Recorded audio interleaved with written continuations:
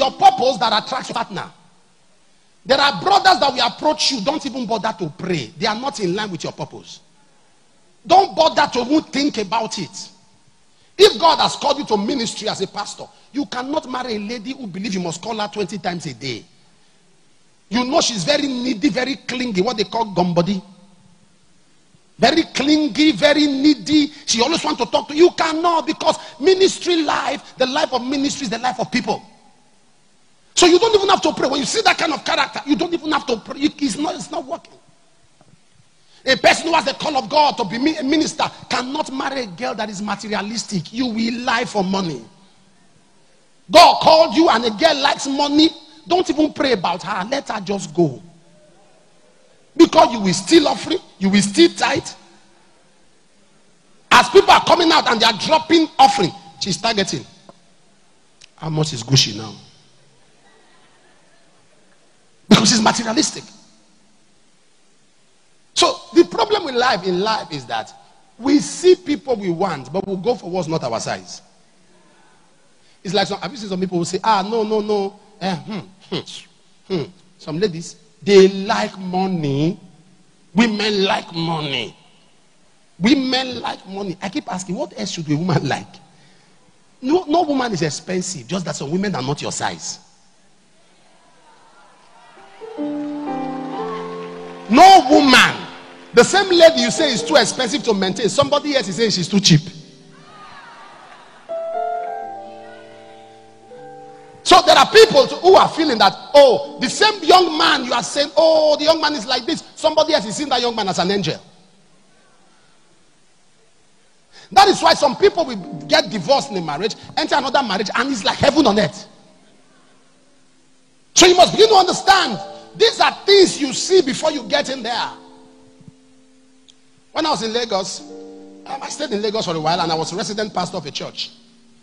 I mean, there's nothing I won't tell you to help you.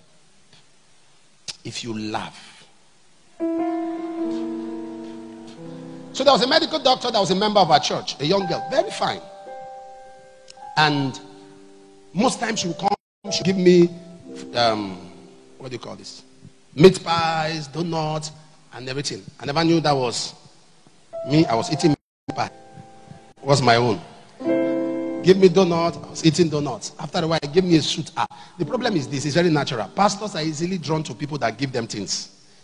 It's normal. If you get back, your pastor have never spoken to you, you get back, just carry one suit or shoe. Just drop, or hold a seat and drop. Don't say anything, say, Papa, take. He will call you, daughter! Come back here.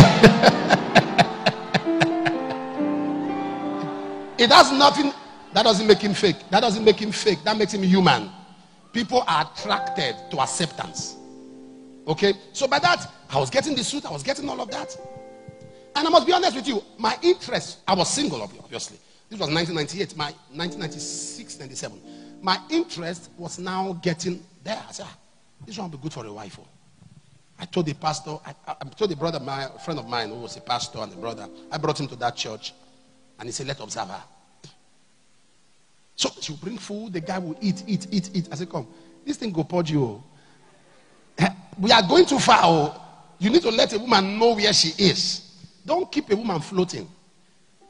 If you are not ready for her, don't give her ideas. Because women process things by nature. Just a single smile at her like this, you will tell her friend, I told you, he likes me.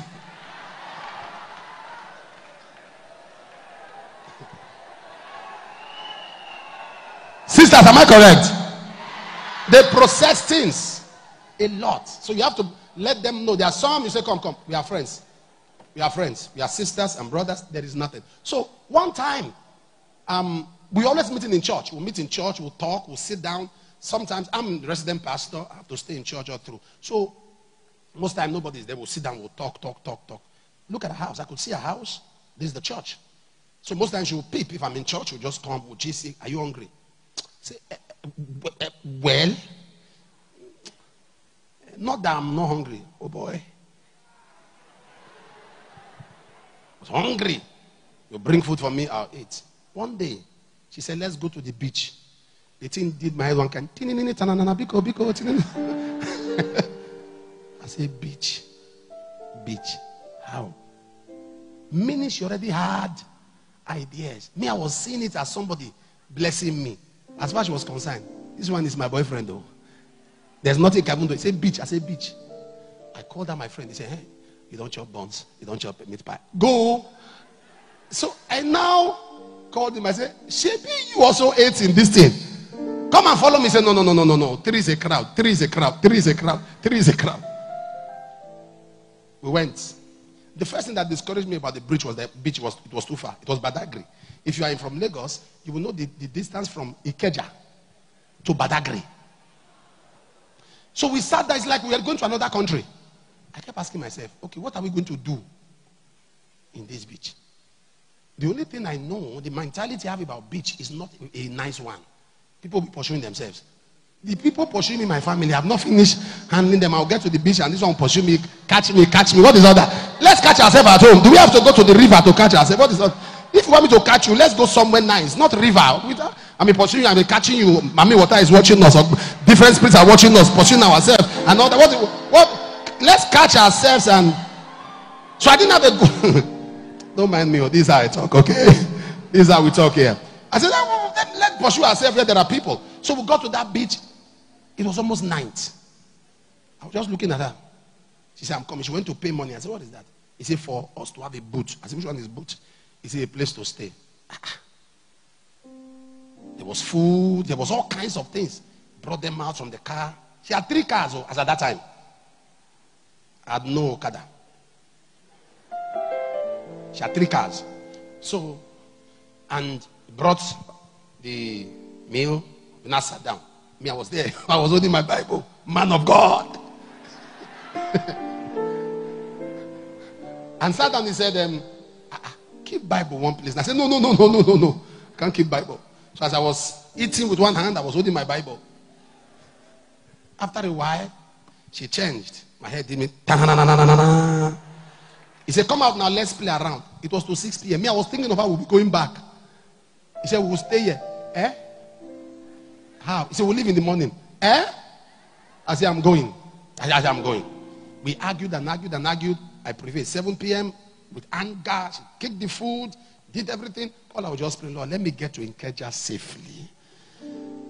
Let me just get to Ikeja.